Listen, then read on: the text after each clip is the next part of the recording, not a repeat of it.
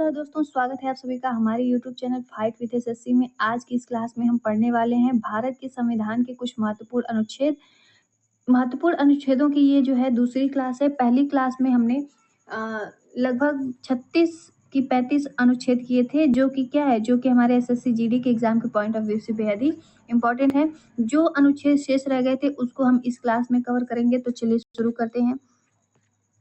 सबसे पहले दिया हुआ है अनुच्छेद 51, जिसमें क्या है, अंतर्राष्ट्रीय शांति और सुरक्षा को बढ़ावा देना। लिखा गया है राज्य का कर्तव्य है कि वह अंतर्राष्ट्रीय शांति और सुरक्षा को बढ़ावा दे, अंतर्राष्ट्रीय कानून का सम्मान करे और राष्ट्रों के बीच न्याय संगत संबंध बनाए। राज्य का मतलब क्या है? राज्य का मतलब मैंने आप लोग को पिछली क्लास में भी बताया था कि यहाँ पे राज्य से मतलब है केंद्र सरकार से, राज्यों की सरकार से, संसद से तथा और भी सरकारी संस्थाएं हैं, जिन सबको मिला करके क्या कहा गया है, राज्य कहा गया है। तो कहा गया है कि राज्य का ये कर्तव्य है कि वो अंतर्राष्ट्रीय शांति और सुरक्षा को बढ़ावा दे। अंतर्राष्ट्रीय का मतलब हो गया कि अलग अलग देशों के बीच, यानी कि सभी देशों के बीच जो है वो क्या करे, शांति को बनाए रखे, सुरक्षा को बढ़ावा दे तथा अलग अलग देशों के मध्य में जो कानून बनाया गया है, यानी अलग अलग देशों के लिए जो कानून बनाया गया है उनका सम्मान करे। और क्या है, राष्ट्रों के बीच न्याय संगत संबंध बनाए रखे। राष्ट्र का मतलब भी क्या होता है, देश।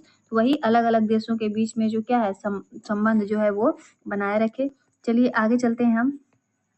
अगला अनुच्छेद है अनुच्छेद 51 का ए, जिसमें क्या है, नागरिकों के कुछ मूल कर्तव्य दिए गए हैं। लिखा गया है संविधान के अनुसार प्रत्येक भारतीय नागरिक के 11 मूल कर्तव्य हैं, जैसे कि संविधान का पालन करना, राष्ट्र की रक्षा करना और वैज्ञानिक दृष्टिकोण का विकास करना। तो ये सारे जो मूल कर्तव्य हैं, लगभग इसमें क्या है, 11 मूल कर्तव्य दिए गए हैं। तो 51 ए में अगर पूछता है कि क्या दिया गया है मूल कर्तव्य, तो आप बताएंगे कि मूल कर्तव्य दिया गया है। ठीक है, आगे बढ़ते हैं। अगला अनुच्छेद है अनुच्छेद 52, जिसमें किसका वर्णन है, भारत में राष्ट्रपति का पद, यानी इसमें कहा गया है कि भारत में एक राष्ट्रपति होगा जो संघ की कार्यपालिका का प्रमुख होगा। ठीक है, तो कार्यपालिका जो है उसमें क्या आता है, उसमें संसद आता है और उसमें राष्ट्रपति आता है। ठीक, आगे बढ़ते हैं। अगला अनुच्छेद है, इसमें है अनुच्छेद 53 जो है, इसमें है कार्यपालिका शक्ति का राष्ट्रपति में निहित होना। लिखा गया है भारत की कार्यपालिका शक्ति राष्ट्रपति में निहित होगी और वह इसे संविधान के अनुसार प्रयोग करेगा। ठीक है, यानी कार्यपालिका की जो संपूर्ण शक्ति है वो किसमें होगी, राष्ट्रपति में होगी, और वो भी इसका प्रयोग किसके अनुसार करेगा, संविधान के अनुसार करेगा। कार्यपालिका से आप लोग कंफ्यूज नहीं होंगे। कार्यपालिका क्या है, जो आपकी राज्यसभा है, ठीक, और क्या है, जो आपकी लोकसभा है तथा राष्ट्रपति, इन तीनों को मिला करके क्या बनती है, कार्यपालिका बनती है। या फिर आप ये कह सकते हैं संसद और राष्ट्रपति दोनों को एक सम्मिलित रूप से कार्यपालिका कहा जाता है। या फिर आप ये कह सकते हैं राज्यसभा, लोकसभा तथा राष्ट्रपति को सम्मिलित रूप से कार्यपालिका कहा जाता है। तो इस कार्यपालिका का प्रमुख कौन होता है, राष्ट्रपति होता है। ये कहा गया है आपका अनुच्छेद 53 में। चलिए आगे बढ़ जाते हैं हम। अगला अनुच्छेद दिया हुआ है अनुच्छेद 54, जिसमें क्या है, राष्ट्रपति का निर्वाचन, यानी राष्ट्रपति का निर्वाचन कैसे होता है, ये सारी प्रक्रियाएं बताई गई है किसमें, अनुच्छेद 54 में। लिखा गया राष्ट्रपति का निर्वाचन जो है वो निर्वाचक मंडल द्वारा किया जाएगा, जिसमें संसद और राज्यों की विधानसभाओं के निर्वाचित सदस्य शामिल होंगे। राष्ट्रपति के निर्वाचन में क्या है कि इसमें जनता भाग नहीं लेती है। इसमें संसद के जो कह सकते हैं जो सदस्य हैं, यानी कि सांसद लोग जो हैं, या कह सकते हैं राज्यसभा, लोकसभा के जो सदस्य हैं वो, और राज्यों की, अलग अलग राज्यों की विधानसभाओं के जो सदस्य हैं वो सम्मिलित होते हैं, जबकि विधान परिषद के सदस्य जो हैं वो राष्ट्रपति के निर्वाचन में सम्मिलित नहीं होते हैं। तो ये राष्ट्रपति के निर्वाचन की प्रक्रिया बताई गई है अनुच्छेद 54 में। अगला अनुच्छेद देखते हैं। अगला अनुच्छेद है अनुच्छेद 60। इसमें लिखा गया है राष्ट्रपति की शपथ। राष्ट्रपति अपने पद ग्रहण से पहले न्यायाधीश के समक्ष शपथ लेंगे कि वे भारतीय संविधान का संरक्षण और रक्षा करेंगे। ठीक है, तो इसमें दिया गया है राष्ट्रपति की शपथ, और शपथ में ये भी बताया गया है कि ये राष्ट्रपति जो किसके समक्ष शपथ लेते हैं, तो वो लेते हैं न्यायाधीश के समक्ष। ठीक है, तो ये भी आप लोग ध्यान में रखेंगे। कभी कभी एग्जाम में ये भी पूछ देगा कि राष्ट्रपति जो है वो अपनी शपथ किसके समक्ष लेते हैं, या राष्ट्रपति को शपथ कौन दिलवाता है, तो उसका उत्तर होगा आपका सुप्रीम कोर्ट का क्या, न्यायाधीश। ठीक, आगे चलते हैं। अगला है अनुच्छेद 61, जिसमें लिखा गया है राष्ट्रपति के महाभियोग का प्रावधान, यानी कि राष्ट्रपति को अपने पद से कैसे हटाया जा सकता है, उसका पूरा जो प्रावधान है वो इसमें दिया गया है। लिखा गया है, राष्ट्रपति को संसद द्वारा महाभियोग के माध्यम से हटाया जा सकता है यदि वह संविधान के उल्लंघन का दोषी पाया जाता है। उसकी भी एक पूरी प्रक्रिया होती है कि 2/3 मत चाहिए, एक 2/3 मत चाहिए या फिर 1/4 मत चाहिए। तो ये प्रक्रिया जो है वो पूरी महाभियोग की प्रक्रिया होती है। तो हम उस पूरी प्रक्रिया को नहीं पढ़ने वाले हैं, सिर्फ और सिर्फ हमको इतना जानना है कि अनुच्छेद 61 में ये दिया गया है कि राष्ट्रपति को क्या है, महाभियोग का प्रावधान क्या है, और यदि वो क्या है, यदि वो संविधान का उल्लंघन करता है राष्ट्रपति, तो उसको किसके द्वारा हटाया जाएगा। तो इसको महाभियोग की जो प्रक्रिया होगी वो किसके द्वारा होगी, वो संसद द्वारा ही की जाएगी, यानी कि राज्यसभा और लोकसभा के सदस्यों द्वारा की जाएगी। ठीक, अगला अनुच्छेद है अनुच्छेद 63, जिसमें लिखा गया है उपराष्ट्रपति का पद, यानी इसमें लिखा गया है कि भारत में एक उपराष्ट्रपति होगा। ठीक है, आगे बढ़ जाते हैं। अगला अनुच्छेद दिया हुआ है अनुच्छेद 66, जिसमें लिखा गया है उपराष्ट्रपति का निर्वाचन, यानी इसमें क्या है, इसमें ये बताया गया है कि उपराष्ट्रपति के निर्वाचन की क्या प्रक्रिया है। इसमें भी यही कहा गया है कि उपराष्ट्रपति का निर्वाचन जो संसद के दोनों सदनों के सदस्य द्वारा किया जाएगा। देखिए, संसद जो है वो लोकसभा और राज्यसभा दोनों को सम्मिलित रूप से अगर हम कहें तो उसको संसद कहते हैं, और यदि उसको हम अलग-अलग कहें, सदन का मतलब हो गया कि राज्यसभा एक अलग सदन है और लोकसभा जो है वो एक अलग सदन है। तो आप लोग कन्फ्यूज नहीं होंगे संसद में और सदन में। ठीक है, तो ये भी क्या है, ये भी संसद के द्वारा की जाती है। आगे बढ़ते हैं हम। अगला है अनुच्छेद 71, जिसमें लिखा गया है कि राष्ट्रपति और उपराष्ट्रपति के चुनाव से संबंधित विवाद। ठीक है, तो इसमें लिखा गया है कि राष्ट्रपति और उपराष्ट्रपति के चुनाव से संबंधित विवादों का निपटारा सर्वोच्च न्यायालय द्वारा किया जाएगा। यानी राष्ट्रपति और उपराष्ट्रपति के चुनाव से संबंधित अगर कोई भी विवाद होता है तो उसको किसके अंतर्गत लिया जाएगा, उसको सर्वोच्च न्यायालय के अंतर्गत लिया जाएगा और उसका क्या किया जाएगा, उस पर विचार विमर्श किया जाएगा। ठीक, आगे बढ़ते हैं। अगला है अनुच्छेद 72, इसमें लिखा गया है राष्ट्रपति की दया शक्ति, इसको राष्ट्रपति की क्षमा शक्ति भी कहते हैं। लिखा गया है राष्ट्रपति को क्षमा, दंड, निलंबन, दंड परिवर्तन और मृत्यु दंड को कम करने की शक्ति प्राप्त है। आपसे ये भी पूछ देता है कि राष्ट्रपति को कौन कौन सी शक्ति प्राप्त है, तो आप ध्यान देंगे, एक आपको क्षमा, दूसरा है दंड निलंबन, दंड परिवर्तन और मृत्यु दंड को कम करने की शक्ति प्राप्त है। क्षमा का मतलब कि यदि कोई अपराध किसी ने किया है तो राष्ट्रपति के पास ये अधिकार है कि वो चाहे तो उसे क्षमा भी कर सकता है। दंड निलंबन का मतलब है कि दंड देने में क्या क्या उसके वक्त को बढ़ा दिया जा सकता है, यानी कि अगर मान लीजिए किसी को 1 महीने में फांसी दी जाती है तो राष्ट्रपति क्या कर सकता है, अगर उसके यहाँ गुहार लगाई जाती है अपराधी के द्वारा तो राष्ट्रपति उसको क्या कर सकता है, उसको समय को बढ़ा सकता है। ठीक, और है दंड परिवर्तन, यानी यदि किसी को अगर मृत्यु दंड तो नहीं, यदि किसी को कोई दंड दिया गया है तो उस दंड में क्या कर सकते हैं, राष्ट्रपति परिवर्तन कर सकते हैं। ठीक है, यानी कोई कठोर दंड है तो ये अगर उनके यहाँ क्षमा याचना की जाती है तो वो उसे सरल दंड में परिवर्तित कर सकते हैं। मृत्यु दंड को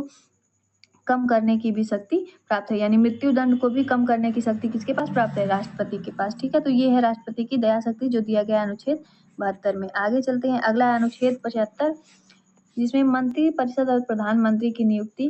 प्रधानमंत्री की नियुक्ति राष्ट्रपति द्वारा की जाएगी और मंत्री परिषद राष्ट्रपति के प्रति उत्तरदायी होगी। ठीक है, प्रधानमंत्री की जो नियुक्ति होती है वो राष्ट्रपति द्वारा की जाती है और संपूर्ण मंत्री परिषद जो है वो किसके लिए उत्तरदायी होगी, राष्ट्रपति के लिए उत्तरदायी होगी। तो आपसे अभी प्रश्न में पूछ दिया जाए कि प्रधानमंत्री की नियुक्ति किसके द्वारा होती है, तो राष्ट्रपति द्वारा की जाती है। ठीक, आगे बढ़ते हैं। अगला है अनुच्छेद 76, इसमें लिखा गया भारत का महान्यायवादी। भारत के महान्यायवादी की नियुक्ति राष्ट्रपति द्वारा की जाएगी जो केंद्र सरकार के विधिक सलाहकार होंगे। ठीक है, यानी केंद्र सरकार के कह सकते हैं, एक तरह से केंद्र सरकार के वकील आप कह सकते हैं। केंद्र सरकार का जो वकील होता है उसको क्या कहते हैं, उसको भारत का महान्यायवादी कहते हैं। इसका वर्णन किसमें किया गया, इसका वर्णन किया गया है अनुच्छेद 76 में। ठीक है, आगे बढ़ते हैं हम। अगला अनुच्छेद है अनुच्छेद 79, जिसमें लिखा गया संघीय संसद का गठन। इसमें लिखा गया संघीय संसद में राष्ट्रपति और 2 सदन होंगे, लोकसभा सांसदों का सदन और राज्यसभा राज्यों का सदन। ठीक है, तो ये कहा गया है कि इसमें बस बताया गया है कि संसद में क्या, राष्ट्रपति और दोनों सदन होंगे। जैसा कि मैंने आप लोग को पीछे भी बता दिया कि लोकसभा, राज्यसभा और राष्ट्रपति इन तीनों को सम्मिलित रूप से मिलाकर के क्या कहा जाता है, तो उसको कहा जाता है कार्यपालिका। ठीक है, आगे चलते हैं, अगला है अनुच्छेद 80 जिसमें लिखा गया है राज्यसभा की संरचना, यानी यदि आप अनुच्छेद 80 को पढ़ेंगे तो उसमें लिखा हुआ है कि राज्यसभा की संरचना कैसी होगी। तो इसमें लिखा गया है राज्यसभा में अधिकतम 250 सदस्य होंगे, जिनमें से 12 राष्ट्रपति द्वारा मनोनीत किए जाएंगे और 6 सदस्य राज्यों और केंद्र शासित प्रदेशों द्वारा चुने जाएंगे।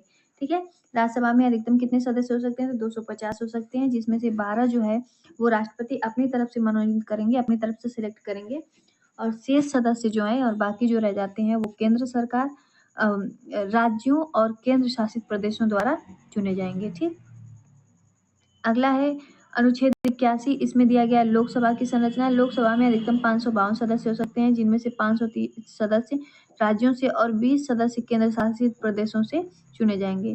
ठीक है, 530 सदस्य जो हैं वो कहाँ से आएंगे? वो राज्यों से, तथा 20 सदस्य जो होंगे वो केंद्र शासित प्रदेशों से होंगे। इसमें अधिकतम कितने सदस्य हो सकते हैं? तो 552। ठीक है, आगे चलते हैं, अगला अनुच्छेद है अनुच्छेद 83 जिसमें लिखा गया है संसद के सदनों का कार्यकाल, यानी इसमें कार्यकाल बताया गया है। लोकसभा का कार्यकाल 5 वर्षों का होगा, जबकि राज्यसभा एक अस्थायी सदन होगा जिसमें हर 2 साल में 1/3 सदस्य रिटायर होंगे। ठीक है, इसमें इसका आप ये नहीं कह सकते कि ये इसका कार्यकाल नहीं बता सकते। इसमें 2-2 साल पे जो है 1/3 सदस्य जो है वो रिटायर होते रहते हैं और फिर नए सदस्य जो हैं वो आते रहते हैं। तो ये निरंतर चलता रहता है, इसका कोई आप कार्यकाल नहीं बता सकते हैं। आगे चलते हैं, अगला है अनुच्छेद 93, इसमें लोकसभा के अध्यक्ष और उपाध्यक्ष की बात की गई है। लोकसभा अपने सदस्यों में से एक अध्यक्ष और एक उपाध्यक्ष का चुनाव करेगी। ठीक है, जिसको आप लोग स्पीकर भी कहते हैं, उसको अध्यक्ष कहा जाता है। डिप्टी स्पीकर जो है वो उपाध्यक्ष होता है। अगला अनुच्छेद है अनुच्छेद 110, इसमें धन विधेयक की परिभाषा दी गई है। कहा गया है किसी विधेयक को धन विधेयक तभी माना जाएगा जब उसमें विशेष रूप से कराधान, सरकारी व्यय और राज्य के उधार से संबंधित प्रावधान हो। यानी ये जो है ये सारी चीजें जो है, सरकारी व्यय हो गया, कराधान हो गया, राज्य का उधार हो गया, ये सारी चीजों से संबंधित जो विधेयक होगा उसको क्या कहेंगे? उसको धन विधेयक कहेंगे। ठीक है, आगे चलते हैं, अगला अनुच्छेद है 112, वार्षिक वित्तीय विवरण जिसको हम लोग बजट भी कहते हैं। इसमें लिखा है राष्ट्रपति हर वित्तीय वर्ष की शुरुआत में संसद के समक्ष वार्षिक वित्तीय विवरण प्रस्तुत करेंगे। ठीक है, तो ये बजट किसके द्वारा प्रस्तुत किया जाता है? तो ये किया जाता है राष्ट्रपति के द्वारा। तो आपसे अगर पूछे कि वार्षिक वित्तीय विवरण यानी बजट का वर्णन किसमें है, तो आप बताएंगे अनुच्छेद 112 में। ठीक, अगला है अनुच्छेद 123, लिखा है अध्यादेश जारी करने की राष्ट्रपति की शक्ति। इसमें लिखा है राष्ट्रपति को संसद के सत्र न चलने पर तत्काल कानूनी कार्यवाही के लिए अध्यादेश जारी करने की शक्ति है। संसद में अलग अलग सत्र चलते हैं, कुछ 1 महीने के, कुछ 2 महीने के, ऐसे ऐसे। तो उस सत्र में क्या है, यदि वो सत्र नहीं चल रहे हैं तो उस टाइम में जब सत्र चलती है संसद के, यानी बैठक जब बैठती है तो उस टाइम तो जो निर्णय लिया जाता है वो संसद के द्वारा लिया जाता है। लेकिन यदि कभी ऐसी सिचुएशन आ जाए कि वहाँ सत्र न चल रहा हो संसद का, तो उस टाइम पे जो निर्णय लेना होता है वो कौन लेता है? वो राष्ट्रपति लेता है। उसी को कहा जाता है राष्ट्रपति के अध्यादेश की शक्ति। ठीक है, आगे चलते हैं, अगला है अनुच्छेद 124, भारत का सर्वोच्च न्यायालय। भारत के सर्वोच्च न्यायालय का वर्णन किसमें है? तो अनुच्छेद 124 में लिखा हुआ है भारत में एक सर्वोच्च न्यायालय होगा जिसमें मुख्य न्यायाधीश और अन्य न्यायाधीश शामिल होंगे। ये बात कही गई है आपके अनुच्छेद 124 में। अगला है अनुच्छेद 125, सर्वोच्च न्यायालय के न्यायाधीशों के वेतन और सेवा शर्तें। इसमें बताया गया है कि सर्वोच्च न्यायालय के न्यायाधीशों के वेतन क्या होंगे और अन्य सारे शर्तें जो हैं वो सारी दी गई हैं किसमें? अनुच्छेद 125 में। ठीक है, और उन शर्तों का जो निर्धारण है वो किसके द्वारा किया जाएगा? संसद के द्वारा किया जाएगा। ठीक है, यानी न्यायाधीशों के वेतन और उनके और जो अन्य शर्तें हैं उसका निर्धारण भी कौन करेगा? संसद करेगा। ठीक है, अगला है अनुच्छेद 127 जिसमें लिखा गया सर्वोच्च न्यायालय के न्यायाधीशों की अस्थायी नियुक्ति। यदि सर्वोच्च न्यायालय में न्यायाधीशों की कमी होती है तो मुख्य न्यायाधीश की सिफारिश पर राष्ट्रपति द्वारा उच्च न्यायालय के न्यायाधीशों को सर्वोच्च न्यायालय में अस्थायी रूप से नियुक्त किया जा सकता है। ठीक है, यानी कभी ऐसा हो जाए कि सर्वोच्च न्यायालय में न्यायाधीशों की कमी हो जाए तो मुख्य न्यायाधीश क्या करेगा? राष्ट्रपति से सिफारिश करेगा और उस सिफारिश पर उच्च न्यायालय से राष्ट्रपति जो है कुछ न्यायाधीशों को सर्वोच्च न्यायालय में अस्थायी रूप से नियुक्त करेंगे। वो अस्थायी नहीं होंगे, अस्थायी रूप से होंगे। चलिए अगला है अनुच्छेद 129 जिसमें लिखा गया सर्वोच्च न्यायालय का दर्जा। सर्वोच्च न्यायालय एक न्यायालय होगा जिसमें अवमानना की कार्यवाही करने की शक्ति होगी। ठीक है, तो ये इसमें बताया गया है कि सर्वोच्च न्यायालय को एक न्यायालय का दर्जा दिया गया है। ये कहा गया आपका 29 में, ठीक है। अगला है अनुच्छेद 143 में लिखा गया राष्ट्रपति की सलाहकार शक्ति, यानी इसमें कहा गया राष्ट्रपति सर्वोच्च न्यायालय से किसी भी संवैधानिक या कानूनी प्रश्न पर सलाह मांग सकते हैं, ठीक है। यानी यदि राष्ट्रपति को यदि कोई सलाह चाहिए तो राष्ट्रपति के पास ये अधिकार है कि वो सर्वोच्च न्यायालय से संवैधानिक या कानूनी प्रश्न पर सलाह मांग सकते हैं। लेकिन ये भी है कि सर्वोच्च न्यायालय जो है वो बाध्य नहीं होगी, उसका अगर मन करेगा तो वो उस पे सलाह देगी, अगर मन नहीं करेगा तो नहीं देगी, ठीक है। और एक ये भी है कि सर्वोच्च न्यायालय जो यदि कोई संवैधानिक या कानूनी मैटर है तो उस पे सर्वोच्च न्यायालय अपनी तरफ से क्या कर सकती है, सलाह दे सकती है। तो राष्ट्रपति भी उसको मानने के लिए बाध्य नहीं है, यदि उनका मन करे तो वो उसे मानेंगे, नहीं तो वो नहीं मानेंगे, ठीक है। दोनों बात है। आगे चलते हैं, अगला है अनुच्छेद 148 में लिखा है भारत के नियंत्रक और महालेखा परीक्षक। भारत का नियंत्रक और महालेखा परीक्षक जिसको कैग कहते हैं की नियुक्ति किसके द्वारा की जाएगी, राष्ट्रपति के द्वारा की जाएगी और वह देश के सभी सरकारी खातों का लेखा परीक्षक करेगा। यानी कि सभी जो सरकारी खाते हैं या कह सकते हैं जो सरकारी काम वगैरह होते हैं, पुल बनना, ये सब, उन सब का लेखा जोखा जो है, यानी उसमें कितना पैसा खर्चा हुआ, कहाँ से कितना पैसा निकाला गया, ये सारी चीजों का लेखा जोखा कौन रखता है, भारत का नियंत्रक और महालेखा परीक्षक जिसको कैग कहते हैं। अगला है अनुच्छेद 149 जिसमें है कैग के कर्तव्य और शक्तियां।